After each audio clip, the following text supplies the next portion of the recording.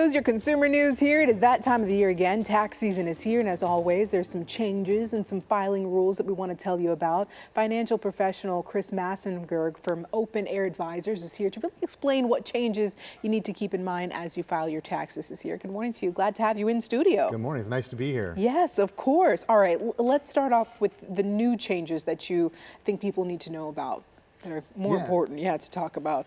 So there's quite a few changes. Really, the biggest key factor when we talk about tax planning versus tax preparation, a lot of people just circle that date on the calendar. Yeah. It's time to file. Here's the deadline. Really, what we talk about is planning all year long. That makes sense. You do a little bit of planning up front, you can potentially limit that tax liability later. And then if you couple that with financial planning, then you really, rubber starts to meet the road there. That's where you can look at saving for those long-term goals and limiting that tax burden later. And at Open Air Advisors, we work with a lot of clients. Obviously, taxes are a big concern for retirees and my clients. And it's a big piece of the retirement planning puzzle. So as we put together portfolios that kind of protect towards market downside, we also want to be tax efficient as possible to ensure that you don't run out of money in retirement. That makes sense. And then I guess planning all year round, then you don't have to be rushing for things, at the end of the month here. Yeah, the early bird does get the worm on that. You are so right. What about, I guess, those changes like, no stimulus checks this year? Yeah. Or has, child tax credits changed at all? Yeah, so there's a couple of big key things. Standard deductions. So they went up just a little bit for single filers and for joint filing.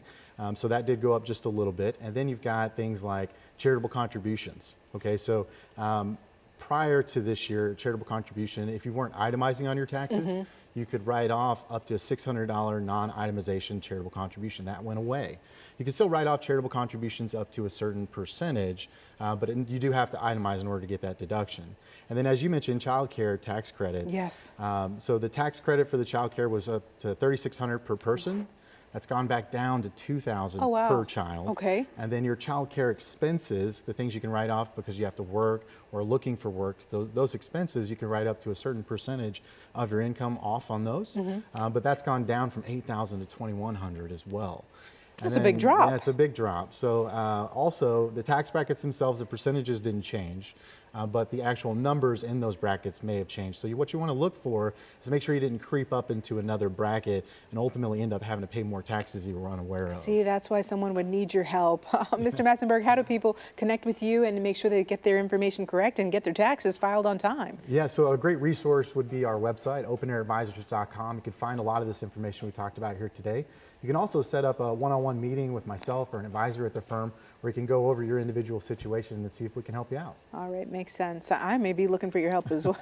I'll be waiting for your call. Yes. All right, thank you so much for joining us.